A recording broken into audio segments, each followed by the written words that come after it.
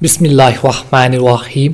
وہیب رحمۃ اللہ بن مبنہ کہتے ہیں کہ اللہ تعالیٰ سے حاجتیں نماز کے ذریعے طلب کی جاتی ہیں، اور پہلے لوگوں کو جب کوئی حادثہ پیش آتا تھا وہ نماز ہی کی طرف متوجہ ہوتے تھے۔ جس پر بھی کوئی حادثہ گزرتا وہ جلدی سے نماز کی طرف رجوع کرتا۔ کہتے ہیں کہ کوفہ میں ایک کلی تھا جس پر لوگوں کو بہت اعتماد تھا۔ آمین ہونے کی وجہ سے تاجروں کا سامان، روپیہ وغیرہ بھی لے جاتا۔ ایک مرتبہ وہ سفر میں جا رہا تھا، راستے میں ایک شخص اس کو ملا، پوچھا کہاں کا ارادہ ہے؟ کلی نے کہا فلاں شہر کا۔ وہ کہنے لگا کہ مجھے بھی جانا ہے، میں پہنچ چل سکتا تو تیرے ساتھ ہی چلتا، کیا یہ ممکن ہے کہ 1 دینار کرایہ پر مجھے کھچر پر سوار کر لے؟ کلی نے اس کو منظور کر لیا اور سوار ہو گیا۔ راستے میں ایک دو راہ ملا، سوار نے پوچھا کدھر کو چلنا چاہیے؟ کلی نے اشارہ عام کا راستہ بتایا۔ سوار نے کہا یہ دوسرا راستہ قریب کا ہے اور جانوروں کے لیے بھی سہولت کا ہے کہ سبزہ اس پر خوب ہے۔ کلی نے کہا کہ میں نے یہ راستہ دیکھا نہیں۔ سوار نے کہا کہ میں باہراں اس راستے پر چلا ہوں۔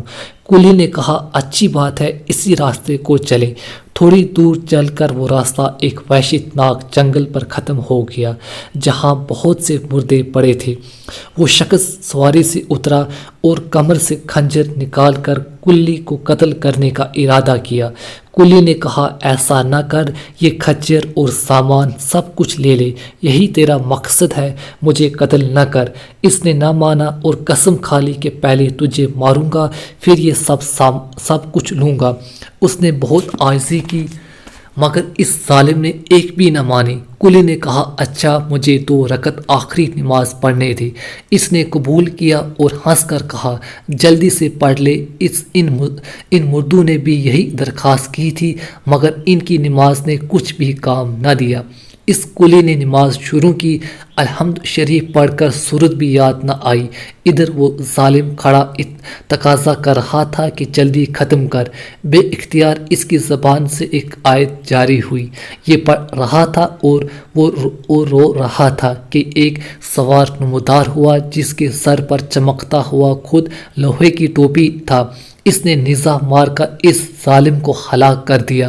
جس جگہ وہ ظالم مر کر گرا، آگ کے شعلے اس جگہ سے اٹھنے لگے۔ یہ نمازی بے اختیار سجدے میں گر گیا، اللہ کا شکر ادا کیا۔ نماز کے بعد اس سوار کی طرف دوڑا، اس سے پوچھا کہ خدا کے واسطے اتنا بتا دو کہ تم کون ہو، کیسے آئے؟ اس نے کہا اب تم مأمون ہو، جہاں چاہے جاؤ، یہ کہہ کر چلا گیا۔ در حقیقت نماز ایسی ہی بڑی دولت ہے کہ اللہ کی رضا کے علاوہ دنیا کے مصائب سے بھی اکثر نجات کا سبب ہوتی ہے اور سکون قلب تو حاصل ہوتا ہی ہے۔ ابن سیرین رحمۃ اللہ کہتے ہیں کہ اگر مجھے جنت کے جانے میں اور 2 رکعت نماز پڑھنے میں اختیار دے دیا جائے تو میں 2 رکعت ہی کو اختیار کروں گا، اس لیے کہ جنت میں جانا میری اپنی خوشی کے واسطے ہے اور 2 رکعت نماز میں میرے مالک کی رضا ہے۔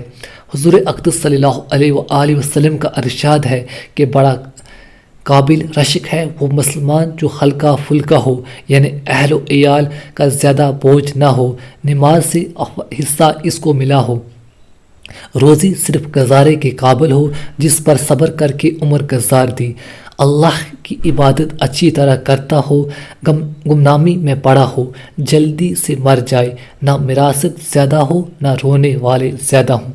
ایک حدیث میں آیا ہے کہ اپنے گھر میں نماز کثرت سے پڑھا کرو، گھر کی خیر میں اضافہ ہوگا۔